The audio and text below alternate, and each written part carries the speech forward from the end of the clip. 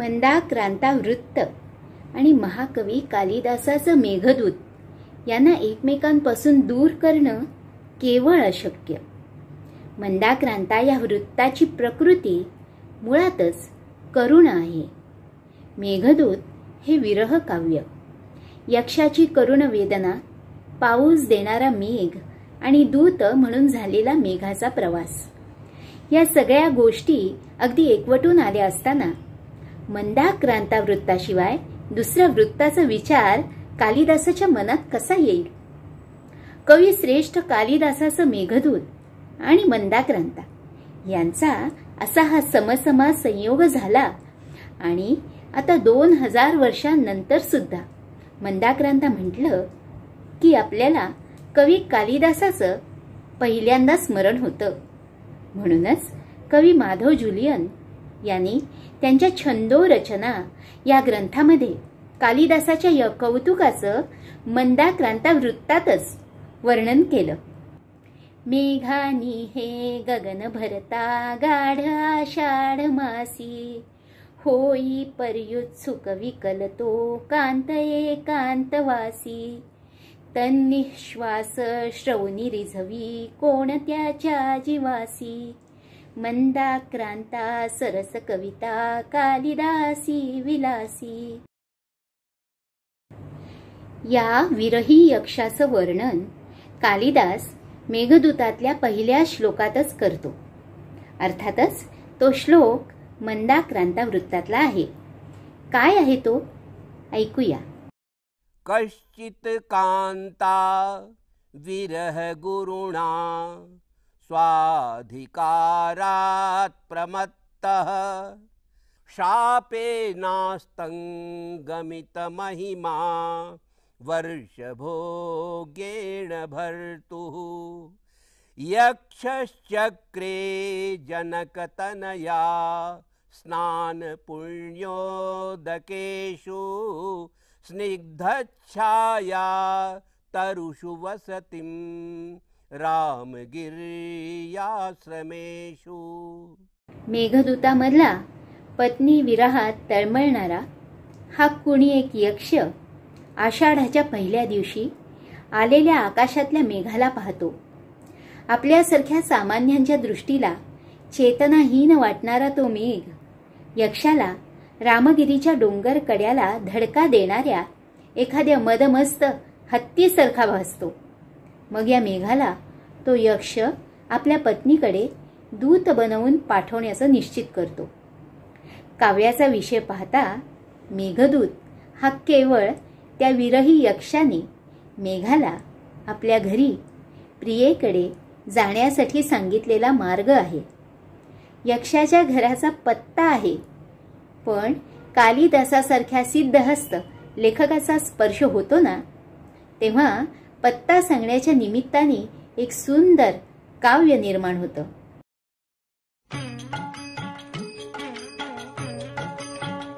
मंदाक्रांता वृत्तात रचलेल्या मराठीमधल्या आणखी एका साहित्यकृतीकडे आपण जाऊ. ही आहे जन्मभूमी नावाची वासुदेव वामन शास्त्री खरे यांची कविता. लोकमान्य टिळक आणि आगरकर यांनी काढलेल्या वर्तमानपत्राला केसरी हे नाव वासुदेव शास्त्री यांनी सुचवलं. तर अशा या वासुदेव शास्त्र्यांच्या या कवितेची पहिली 6 कडवी मंदाक्रांता वृत्तात आहेत. कवी हे मूळचे कोकणातल्या गुहागरचे, पण पुढे उद्योगासाठी त्यांना पुणे, सातारा, मिरज इथे वास्तव्य करायला लागलं. त्यांची आर्थिक परिस्थितीही ओढगस्तीची होती. त्यामुळे पोटासाठी परिस्थितीशी झगडा करत खरे शास्त्री यांना जन्मभूमीपासून दूर वास्तव्य करायला लागलं.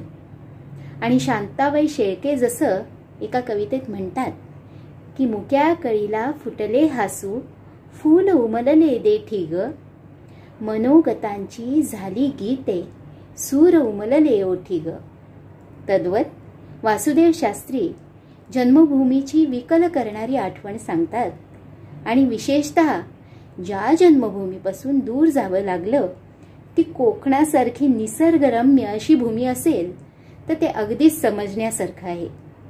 ह्या कवितेद्वारे स्वतःचंच करुण मनोगत कवींनी आपल्या पुढे मांडलं आणि ते मांडायला त्यांच्या मदतीला मंदाक्रांत वृत्त कसं धावून आलं ते पहा. मी आधी म्हटलं होतं ना की हे वृत्त करुण, हळव्या किंवा विरह प्रसंगाचं वर्णन करण्यासाठी वापरलं जातं. तर ही कविता अशी. पोटासाठी भटकत जरी दूरदेशी फिरेन, मी राजाच्या सदनी अथवा घोर राणी शिरेन. नेवो नेते जडत नुसया दूरदेशा सदैव, राहे चित्ती प्रिय मम परी जन्मभूमी सदैव. पाहे नेत्रे बहुविध असे संपदेचे पसारे, नाना सौख्ये अनुभविती हे येथले लोक सारे.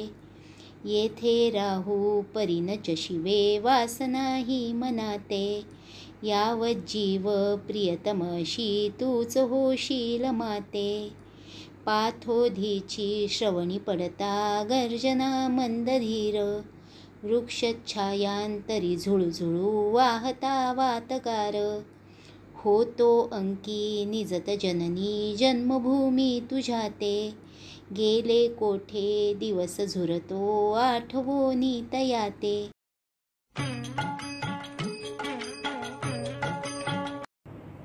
आता आपण पाहूया मंदाक्रांता वृत्ताचं लक्षण. हे लक्षण पद्य रचताना आपल्या पूर्वसुरींनी असं कौतुक केलं की त्या त्या वृत्ताचं लक्षण पद्य सुद्धा त्या त्या वृत्तातच रचलं.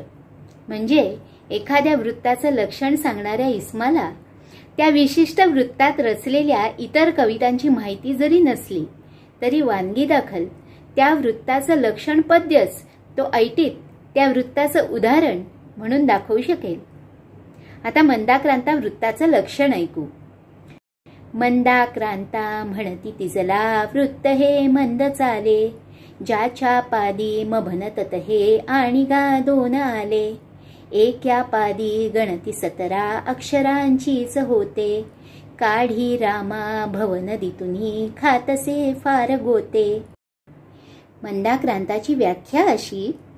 मंदम आक्रांतम गतिः यस्याः सा. आता वानगी दाखल ही चित्रफीत पहा.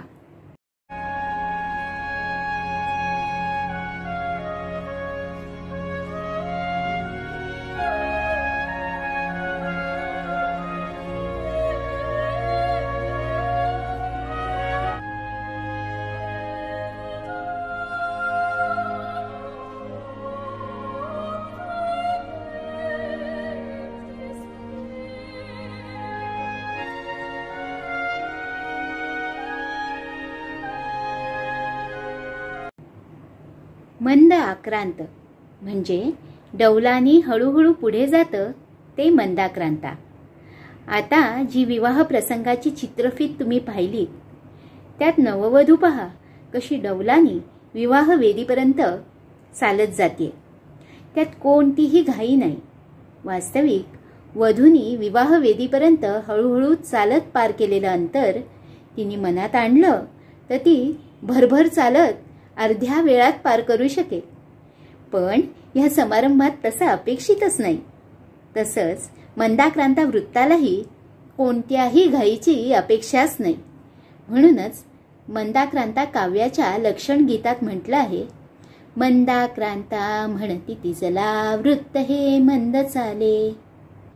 आता वृत्त लक्षणाच्या पुढच्या ओळीत काय आहे ते पाहू. ज्याच्या पादी मभनतत हे आणि गा दोन आले.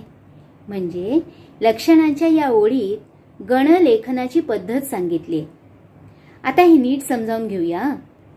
म म्हणजे म गण, भ म्हणजे भ गण, न म्हणजे न गण आणि त्यानंतर त त म्हणजे दोन त गण आणि त्यानंतर आणि गा दोन आले म्हणजे गुरु अक्षरांची एक जोडी.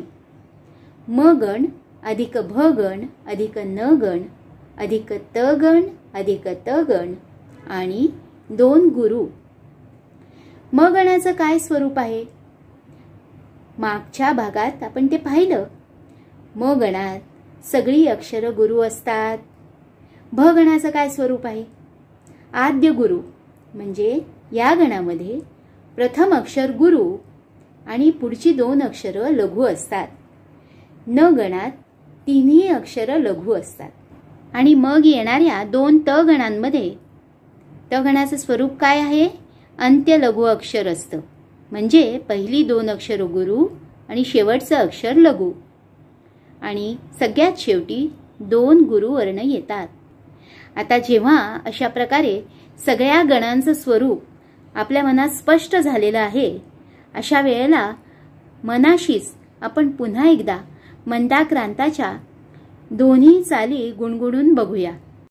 ना ना ना ना ना ना ना ना ना ना ना ना ना ना ना ना ना. आता ह्याच वृत्ताची दुसरी चाल पाहूया. ना ना ना ना ना ना ना ना ना ना ना ना ना ना ना ना. वृत्त लक्षणाची तिसरी ओळ. एक्या पादी गणती 17 अक्षरांचीच होते. म्हणजे मंदाक्रांता वृत्तातल्या प्रत्येक चरणात 17 अक्षरं असतात. प्रत्येक चरणाची लांबी अक्षरात मोजली जाते किंवा गणांमध्ये मोजली जाते.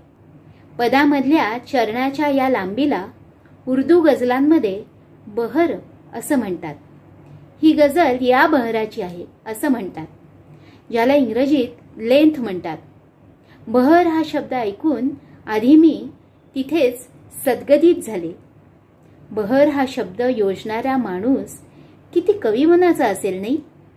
झाडाला फुलांचा बहर येतो हे आम्हाला माहिती होतं, पण पद्यचरणाला अक्षरांचा येणारा हा बहर मला खूप सुखावून गेला. वृत्त लक्षणाची चौथी ओळ काय सांगते?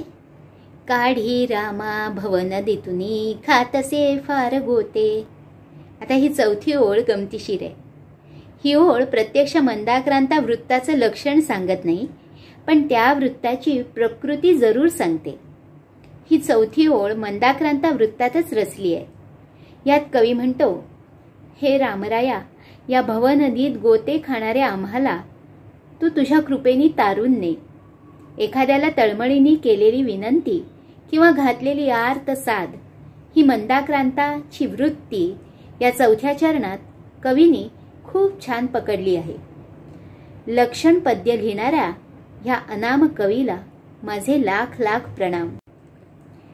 मंदाक्रांता वृत्ताच्या संस्कृतमधल्या लक्षण पद्यामध्ये मंदाक्रांता वृत्तामधल्या यतीच्या जागा सुद्धा सांगितलेल्या आहेत. हे संस्कृतमधलं लक्षण पद्य काय आहे ते आधी ऐकूया. मंदाक्रांतांबुधिरसन गैर मोभनौ तौगयुग्मम. मंदाक्रांता वृत्तामधल्या चरणात यतीच्या जागा आहेत 4, 6 आणि 7. पण हेही आपल्या रसिक कवी व्याकरणकर्त्यांनी काव्यामध्ये कसं गुंफलं होतं ते ऐकलत ना? मित्रांनो, तुम्ही कवींच्या विश्वात आहात हे विसरू नका.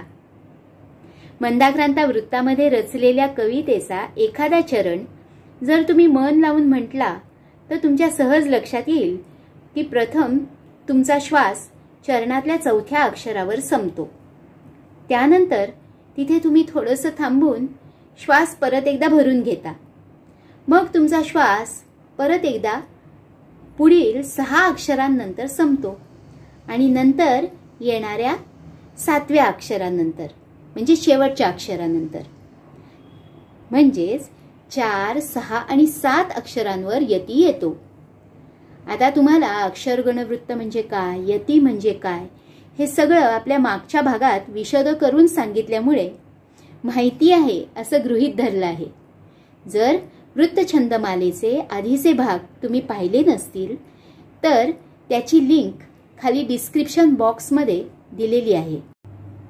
आपण या वृत्ताच्या संस्कृत लक्षणगीताकडे वळूया. मंदाक्रांतां बुधिरसनगैर मौभनौ तौगयुग्मम. यामध्ये अंबुधी, रस आणि नग यांचा जो उल्लेख आहे त्या यतीच्या 4, 6 आणि 7 या जागा आहेत. पहिला यती अंबुधी म्हणजे समुद्रांच्या संख्येनंतर येतो असं का म्हटलं तर प्राचीन भारतीय संस्कृतीनुसार सुमेरू पर्वत हा पृथ्वीच्या मध्यभागी स्थित आहे असं मानलं गेलं आहे आणि त्या पर्वताच्या पूर्व, पश्चिम, दक्षिण, उत्तर या प्रत्येक दिशेला एक एक असे 4 समुद्र अस्तित्वात आहेत असं मानलं गेलं आहे. या 4 संख्येचं प्रतीक म्हणजे 4 सागर. पुढचा यती येतो 6व्या अक्षरावर. या 6 संख्येचं प्रतीक म्हणून लक्षण ओळीमध्ये 6 रसांचा उल्लेख केलेला आहे. हे रस म्हणजे साहित्यातले नवरस नाहीत तर पाकशास्त्रातले 6 रस आहेत. म्हणजे गोड, आंबट, खारट, तिखट, तुरट आणि कडू. ह्या प्रकारे ते 6 रस आहेत आणि येणारा यती हा 6व्या अक्षरावर आहे. याची आठवण करून देणारे हे 6 रस. आणि शेवटचा यती येतो 7व्या अक्षरावर. या 7 संख्येचं प्रतीक म्हणून वृत्ताचं लक्षण लिहिणाऱ्या आचार्यांनी भारतीय परंपरेनुसार मानल्या गेलेल्या 7 मुख्य पर्वतांचा उल्लेख केलेला आहे.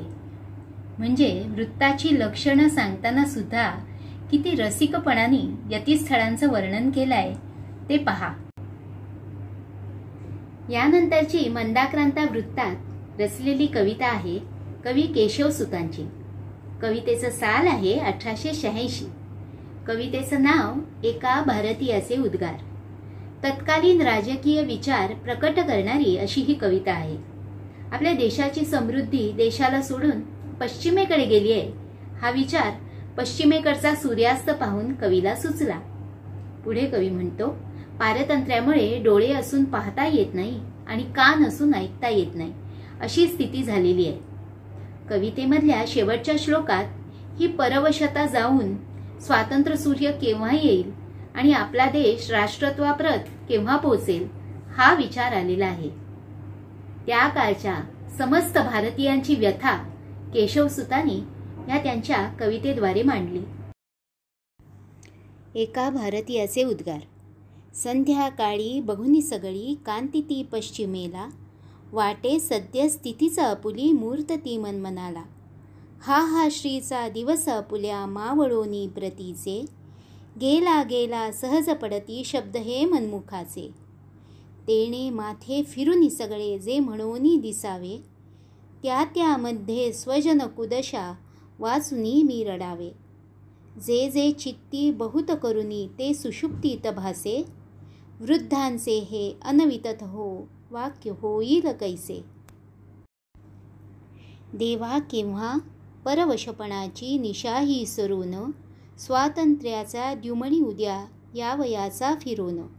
केव्हा आम्ही सुटुनी सहसा पंजरातूनी देवा, राष्ट्रत्वाला फिरूनी आमुचा देश येईल केव्हा.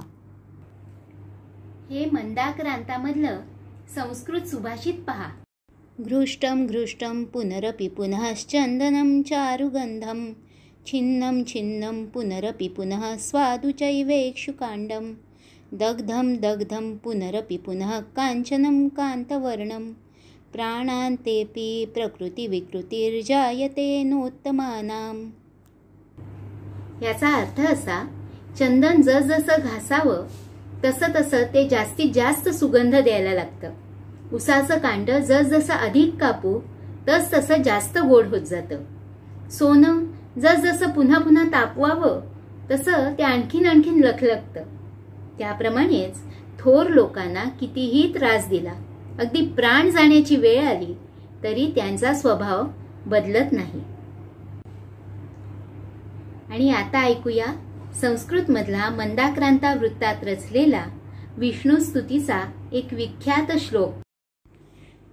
शांताकारं भुजगशयनं पद्मनाभं सुरेशं, विश्वाधारं गगनसदृशं मेघवर्णं शुभांगं, लक्ष्मीकान्तं कमलनयनं योगिभिर्ध्यानगम्यं, वंदे विष्णुं भवभयहरं सर्वलोकैकनाथं.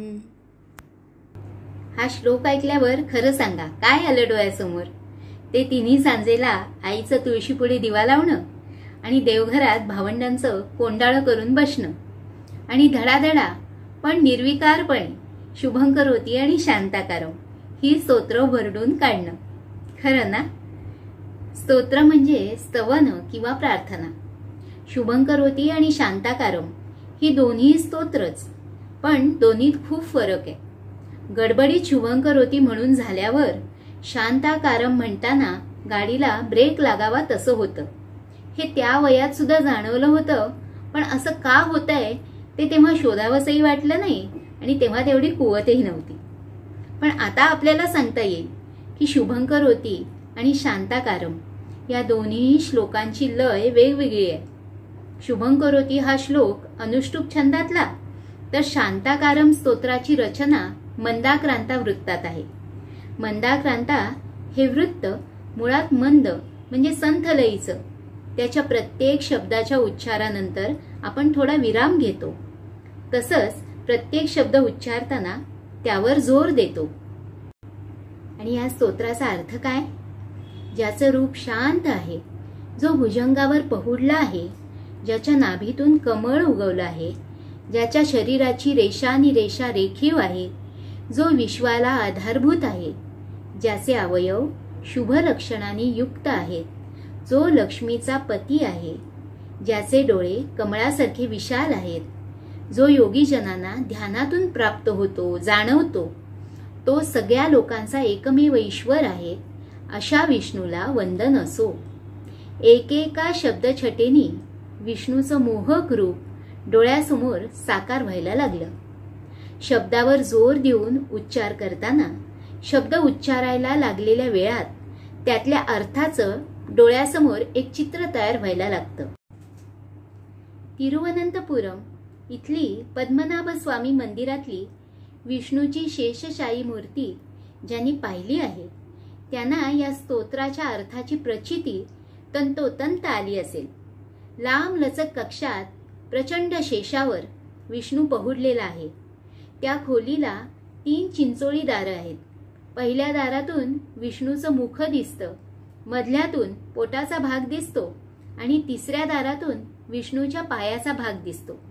असं आपल्याला या विष्णूचं टप्प्याटप्प्यांनी दर्शन होतं. असं टप्प्याटप्प्यांनी पाहिल्यामुळे विष्णूचं सलग रूप डोळ्यात भरत नाही हे खरं, पण त्याच्या रूपाची भव्यता आणि त्याच्या पहुडण्यातला निवांतपणा दोन्हीही पाहणाऱ्याच्या मनावर ठसतं. यापुढचं मंदाक्रांतातलं जे उदाहरण आपण पाहणार आहोत ते खूपच गमतीदार आहे. श्रेष्ठ संस्कृत कवी आणि नाटककार भवभूती यांच्या उत्तर रामचरित्र या नाटकातलं. या नाटकातल्या 4थ्या अंकात खूपच सुरस असा मंदाक्रांताचा उपयोग भवभूतींनी केलेला आहे. जेव्हा श्रीरामाच्या अश्वमेध यज्ञाचा घोडा आश्रमात इतर आश्रमकुमारांच्या मदतीने लवकुश पकडतात तेव्हाचा हा प्रसंग आहे. आश्रमातले काही गुरुबंधू लवाला सांगायला येतात की हे लवा लवकर चल, आपल्या आश्रमात एक वेगळाच प्राणी आलेला आहे. तोपर्यंत ह्या कुमारांनी घोडा पाहिलेला नसतो. त्या विचित्र प्राण्याचं वर्णन करताना ही मुलं सांगतात, ह्या प्राण्याला केसाळ अशी झुटकेदार शेपटी आहे आणि ती तो सारखा हलवतोय. त्या प्राण्याच्या मानेवरही केसांची आयाळ आहे बरं का. त्याच्या 4ही खुरांची तो सतत हालचाल करतोय. हा प्राणी कोळं कोळं गवत फळं खावी तसा मिटक्या मारत खातोय आणि एकीकडे लेंड्या किंवा लीद सुद्धा टाकतोय. हेही सांगायला ही मुलं विसरत नाहीत. आणि पुढे म्हणतात, त्यामुळे हे लवकुशानो लवकर लवकर बघायला या, वेळ दवडू नका, नाहीतर तो प्राणी दूर निघून जाईल. पश्चात पुच्छम वहति विपुलम तच्च धूनोत्यजस्रम दीर्घग्रीवः सभवति खुरास्तस्य 4 एव शष्पाण्यति प्रकिरति सकृत पिंडकानाम्रमात्रान्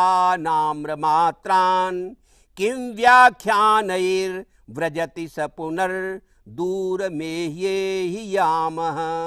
कविश्रेष्ठ भवभूतीच्या उत्तर रामचरित्र या नाटकाचा मराठी संदर्भ सांगायचा झाला तर परशुराम तात्या गोडबोले यांनी या नाटकाचं मराठी भाषांतर केलेलं आहे आणि नाटकातल्या श्लोकांचे वृत्त छंद वापरून अनुवादही केलेले आहेत. मेघदूताबद्दल आपण बोललो. मेघदूताचे मराठी अनुवाद पुष्कळ कवींनी केले.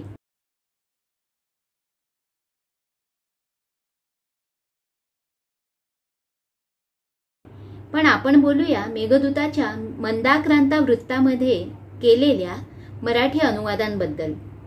अ. ज. विद्वांस, पंडित ग. नि. कात्रे, द. वे. केतकर आणि बाभ. बोरकर या 5 जणांनी मेघदूताच्या मूळ मंदाक्रांता वृत्तातच मराठीतून काव्यानुवाद केला.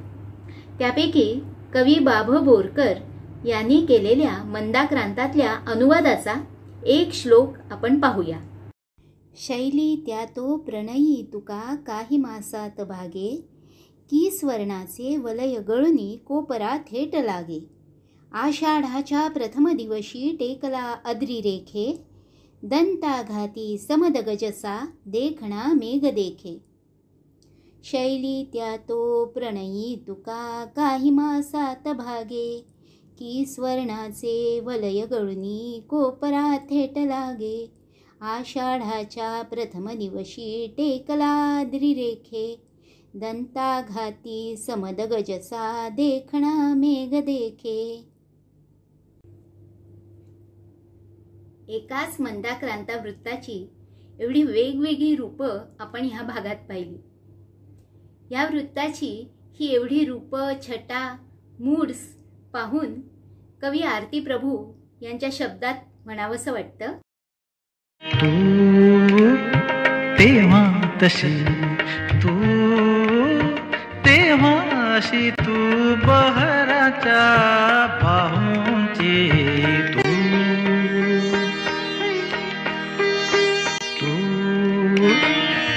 तू वैल राधा, तू पैल संध्या, तू हिरवी कच्ची, तू पोखसची, तू तेव्हा तशी, तू तेव्हा अशी, तू तेव्हा अशी.